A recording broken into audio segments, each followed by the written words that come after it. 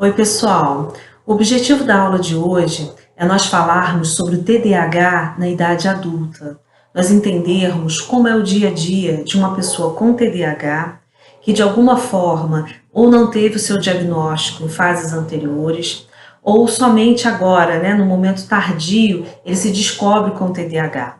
Vamos entender quais são os sinais. Muitas vezes as pessoas desconhecem o transtorno, e ficam numa qualidade de vida inferior, com muito sofrimento. Vamos entender como é que é o dia a dia de uma pessoa com TDAH sem o tratamento.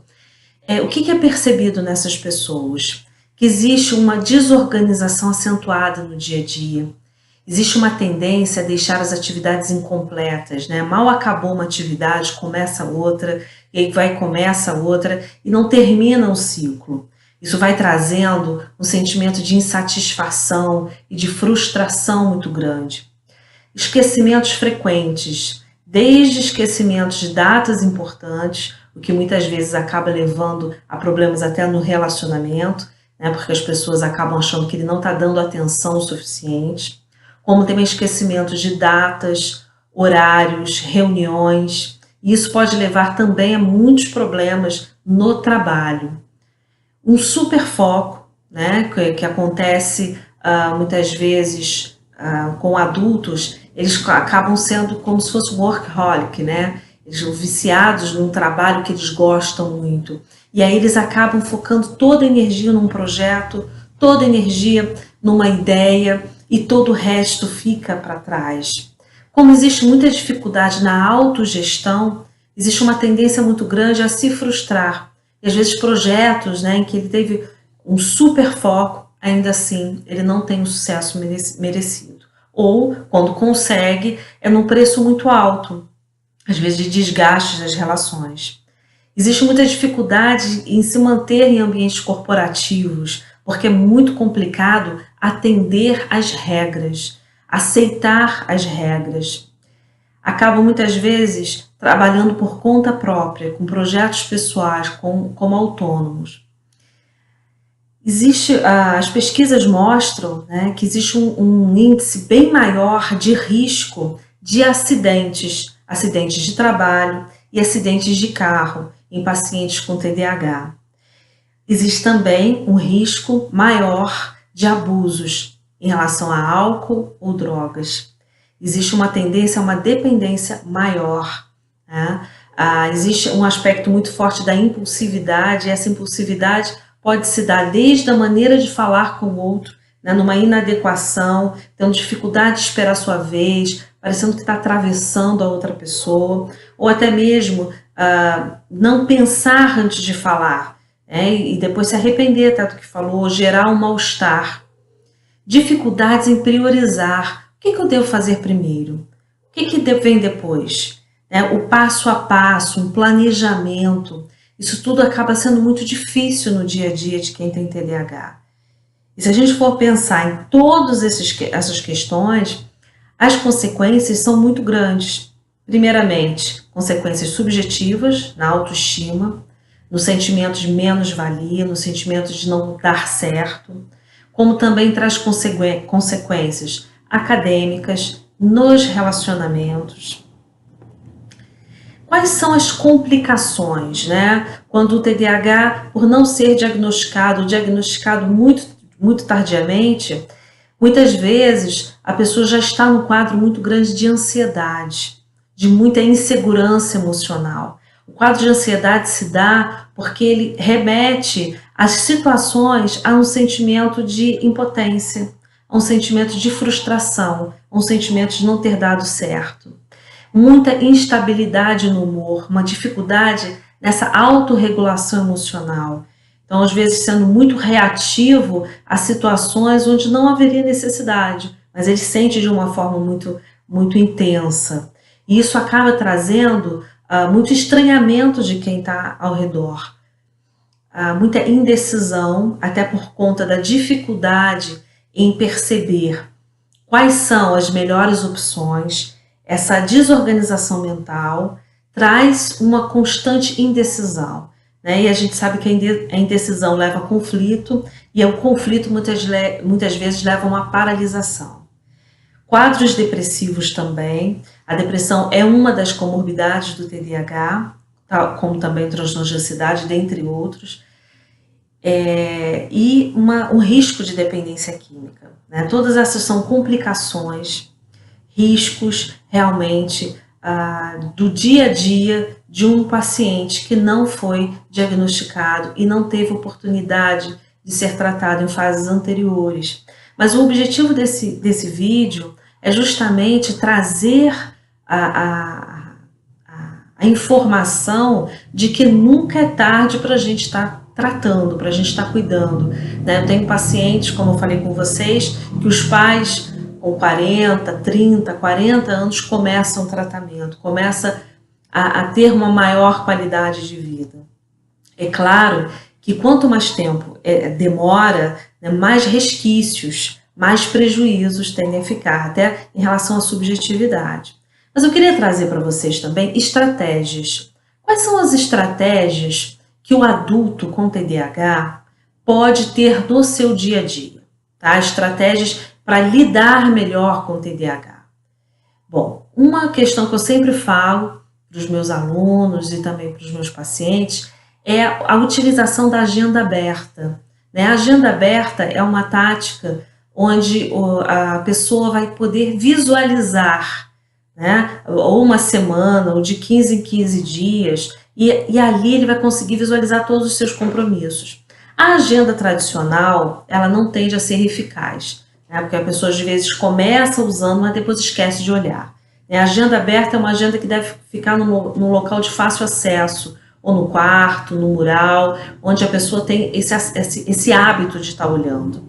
Uma outra tática interessante é a utilização de cores para cada tipo de compromisso. Por exemplo, eu vou usar as cores, pode ser da caneta ou do papel, que seja a cor. Todos os compromissos acadêmicos, ele utiliza uma determinada cor. Todos os compromissos que estão relacionados à saúde, por exemplo, a consulta com dentista, a consulta com médico, com psicólogo, ele usa uma outra cor. Por que isso facilita? Só de olhar, ele já começa a se preparar, né, para quanto tempo vai faltar para aquela atividade. Espalhar lembretes, tá? Esse espalhar lembretes, além da agenda aberta, é ter em locais estratégicos aqueles lembretes de compromissos que fogem da sua rotina, do seu dia a dia. Ele tem que ir num lugar diferente, tem que comprar alguma coisa diferente, então ter esse lembrete. É muito comum a questão das pessoas com TDAH acabarem perdendo muitas vezes seus objetos. Aí tem dificuldade, não lembra onde deixou as chaves, onde deixou o óculos. Então uma tática simples, mas que traz muita tranquilidade, é a pessoa ter um lugar específico em casa para guardar esses objetos e avisar as pessoas da família quanto a isso. Então sempre vai chegar em casa, vai colocar o documento, a chave, ter lugares estratégicos. Isso vai ajudar bastante nessa organização e vai evitar um estresse na hora de sair procurando os seus objetos, né, os seus documentos. Ter uma estratégia de começar uma atividade somente após terminar a anterior. A tendência é que quando as atividades começam a ficar mais chatas, atividades que começam a ter uma rotina, a tendência é que quem tem TDAH se desanime, fique desmotivado, tá? Então é importante essa persistência, esse esforço, tá? Para terminar uma atividade somente após, começar uma atividade somente após o término da anterior. Outras regras bem simples, utilização de alarmes no celular, para lembrar situações específicas, isso também ajuda bastante. No carro, né, existe uma tendência a muitas vezes a ter acidentes de carro, a abusar de velocidade, a se exceder. Então, uma estratégia interessante é manter, né, um sensor de velocidade no carro. Ficar atento, né? Quer dizer, ultrapassou aquela determinada velocidade, o carro vai estar sinalizando. Ter o hábito de desenvolvimento de metas diárias, metas realistas. Porque se essas metas são metas muito difíceis de serem alcançadas, a tendência é ter uma frustração frequente, tá? Então, além dessas metas, tem um checklist, onde ele vai conseguindo realmente pontuar se todas aquelas metas daquele dia, no trabalho, em casa, que seja, foram realizadas. Buscar recompensas. O que significa isso? Buscar um significado pessoal para se sentir motivado, né? Perceber qual vai ser o resultado daquela ação. Porque quando o paciente com TDAH não tem essa consciência de que ele vai ser recompensado, ele tem uma tendência a procrastinar, a deixar para depois ou a desistir. Pedir ajuda para as pessoas próximas. Isso é uma estratégia tão simples, mas às vezes tão difícil, né? Então, dividir tarefas com pessoas da confiança, pedir ajuda, dizer que está com dificuldade, porque muitas vezes as outras pessoas não têm como saber realmente o que o paciente está sentindo, o que está pensando, e acaba tendo uma sensação de que não deu valor, de que não deu atenção, de que estava com preguiça, de que foi desleixado. Então é importante verbalizar, né, pedir ajuda, dividir a tarefa com alguém. Em relação ao tratamento, né, o tratamento do TDAH na idade adulta. Primeira coisa, não ter vergonha do TDAH, né, assumir essa condição como uma condição capaz de ser modificada. Procurar ajuda médica, né, é importante que procure ou psiquiatra ou neurologista, para que haja realmente, quando necessário, uma prescrição médica, né, de medicações. Em geral, são psicoestimulantes que têm como objetivo uma regulação bioquímica do cérebro, de forma que ajude nessa atenção, que ajude nessa organização de todas as funções executivas que eu falei anteriormente para vocês. É fundamental, principalmente na idade adulta, que o paciente faça realmente uma psicoterapia. A psicoterapia ela tem vários objetivos, desde o autoconhecimento até o reconhecimento dos seus pontos fortes, né? Quais são as suas melhores habilidades, quais são as suas competências, no que você é bom, é se descobrir, né? Porque as dificuldades elas já estão muito nítidas. Outro ponto importante na psicoterapia é desfazer uma série de visões negativas que tem, de crenças negativas que a pessoa acaba tendo sobre si mesma. Outro aspecto importante no tratamento, ter algum tipo de atividade física, tá? A atividade física, ela tende também a melhorar esse foco, principalmente nas pessoas com TDAH. Lembrar que o TDAH tem tratamento em todas as idades, tá? E que as comorbidades, como eu falei com vocês anteriormente, como a ansiedade e a depressão, elas tendem a melhorar muito quando o TDAH é tratado, tá? Muitas vezes a pessoa começa o tratamento e aquele estado depressivo, ou então aquele estado de ansiedade, tende realmente, muitas vezes até nem tem necessidade de uma medicação também para esses quadros, tá?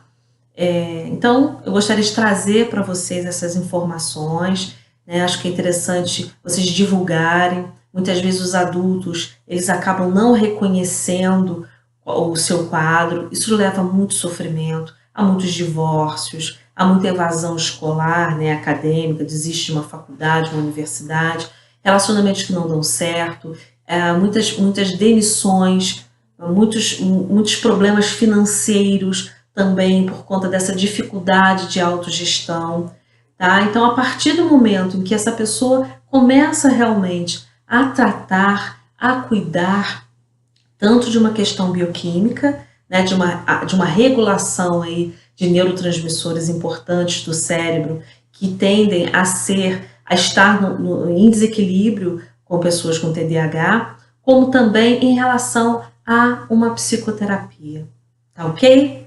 Então, eu gostaria de deixar para vocês essas informações e até uma próxima. Obrigada!